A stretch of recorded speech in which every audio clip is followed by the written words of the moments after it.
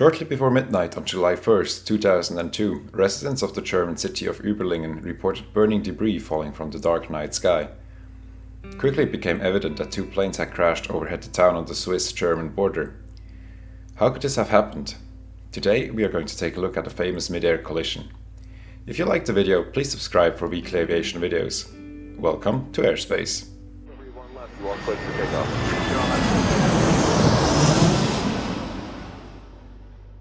On the night of July 1st, 2002, shortly before midnight, a DHL cargo Boeing 757 was flying from Bergamo, Italy to Brussels. It was cruising at 36,000 feet and everything was smooth so far. So smooth in fact that the first officer decided to leave the captain alone for a while and go to the restroom, which is perfectly normal during cruise flight on longer trips.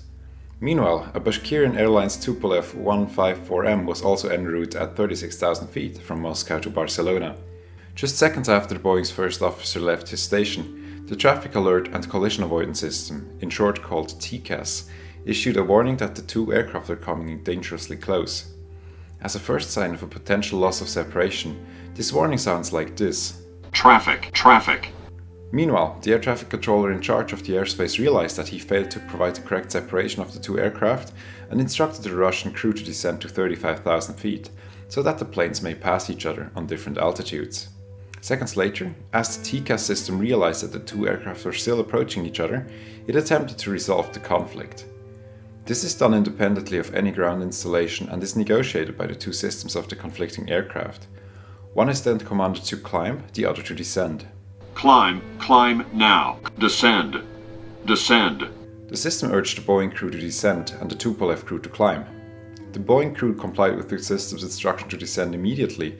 However, the crew of the Tupolev did not climb as instructed by the system, since they were instructed by the air traffic controller to descend just seconds earlier. In this situation, the planes now descended towards each other. Moments later, the vertical tail of the Boeing sliced through the Tupolev, leading to the crash of both planes. How could this have happened? Planes fly through much more crowded airspaces every day, for the largest part without any hiccups. To understand the sequence of events of this disaster, we need to take a look at the several involved parties. There were many factors at play that night that were detrimental to safety. Let's begin by looking at air traffic control. The area where the crash occurred is officially German territory, but it is still controlled by Swiss air traffic control due to the proximity to Zurich Airport. On the night of the crash, maintenance work was carried out on the radar computer systems of the concerned radar sector, which meant that not all electronic safety and warning systems were available to the controller. Additionally, work was also carried out on the landlines that are used to talk to the adjacent radar sectors. According to the maintenance company, these works should have been carried out in a way that a backup system should have been in place. However, this did not work, rendering the landlines inoperative. Furthermore, since there was not much going on in the airspace that night, the controller found himself alone in the control room, while two of his colleagues took a rest. During the time where the conflict between the Boeing and the Tupolev became apparent, the controller was handling the approach of an Airbus A320 to a small airport at the Swiss-German border on a second radar screen, 2 meters away from his main screen. When he realized the conflict of the two aircraft on the other screen, he ordered the Tupolev to descend. However, this instruction came too late to avoid a loss of required separation and was issued in a tone that did not convey the urgency of the situation. Meanwhile, the radar controllers of southern Germany had already realized the upcoming conflict minutes ago and tried to warn their Swiss colleague by phone, but they could not get a hold of him since the phone lines were down. Now let's look at the actions performed by the crew. The accident report states that the captain of the DHL Boeing reacted promptly to the TCAS, however at a descent rate that was too low. Air traffic control was not immediately informed about the descent, since this would have been the first officer's duty and he was only just returning to his seat from the lavatory and took some time to get adjusted to the situation.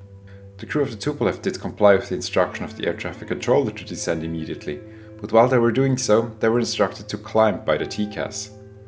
Confusion arose in the flight deck about which instruction should be followed now, and the crew opted to continue their descent instead of climbing.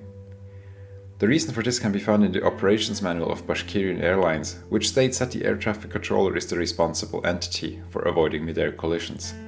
This is in contradiction to the philosophy of TCAS, which is that a warning issued by the system takes precedence over all other instructions and must be followed without question or delay.